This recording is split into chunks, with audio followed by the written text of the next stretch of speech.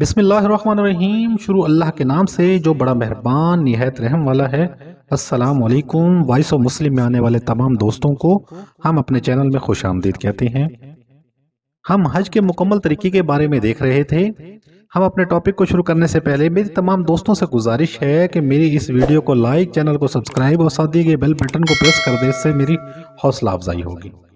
मिना में नमाज फजर की अदायगी और तकबीर तशरीह।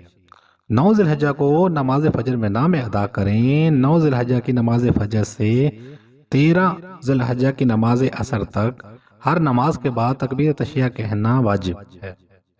इसलिए हाजी और गैर हाजी दोनों को चाहिए कि वो हर नमाज के बाद तकबीर तशरीह कहें। मैदान अरफात रवानगी और वकूफ़ अरफात।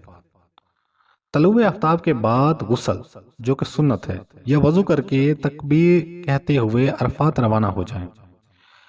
अगर कोई नमाज फजर के बाद और तलुब आफ्ताब से पहले अरफात की तरफ रवाना हो गया तो इसमें भी कोई हर्ज नहीं।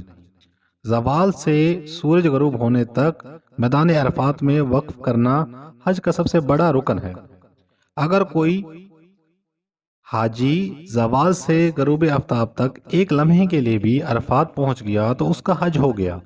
नबी करीम सल्लल्लाहु अलैहि वसल्लम ने इरशाद फरमाया, अल हज अरफात, यानी कि असल हज तो अरफात ही है। दौरान वक्फ़े अरफा तलबिया, दुआएं और इस्तग़फ़ार करना, यह वक्त कबूलियत दुआओं का ख़ास वक्त है। इसीलिए तमाम वक्त तलबिया, खुशू और खुजू और गिरज़दारी के साथ दुआ और इस्तग़फ़ार में मशगूल रहें। अपने मानज़ूई की गुनाहों और कोताहियों को अल्लाह ताला के हुज़ूर माफ़ी मांगें और अपने मुस्तक़बिल के लिए गुनाहों से पाक ज़िंदगी तलब करें। वक़फ़े अरफा के मौके पर नबी करीम सल्लल्लाहु अलैहि वसल्लम ने मुदज्जा ज़ैल दुआ को बेहतरीन दुआ और बेहतरीन कलमात करार दिया, जो कि मुदज्जा ज़ैल है। ला इलाहा इल्लल्लाहु वहदहु ला शरीका लहु लहुल मुल्कु व लहुल हम्दु व हुवा अला कुल्लि शैइन कदीर। अरफात में नमाज असर और नमाज ज़ोहर की अदायगी। अरफात में नमाज ज़ोहर और असर की नमाज अपने खैमों में जमात के साथ अदा करें। ज़ोहर की नमाज ज़ोहर के वक्त में और असर की नमाज असर के वक्त में। गरूब आफ्ताब के वक्त मुज़ल्फ़ा रवानगी। गरूब आफ्ताब के बाद मगरिब की नमाज पढ़े बगैर तलबिया कहते हुए मुज़ल्फ़ा में रवाना हो जाए। मुज़ल्फ़ा में नमाज मगरिब और इशा की इकट्ठे अदायगी। मुज़ल्फ़ा पहुंचकर मगरिब और इशा की नमाजें एक अजान और एक अकामत के साथ इशा के वक्त में बाजमात अदा करें। मगरिब और इशा की इकट्ठी अदायगी का तरीका। पहले मगरिब के 3 फ़र्ज अदा करें, फिर तकबीर और तशरीह और तलबिया पढ़ें।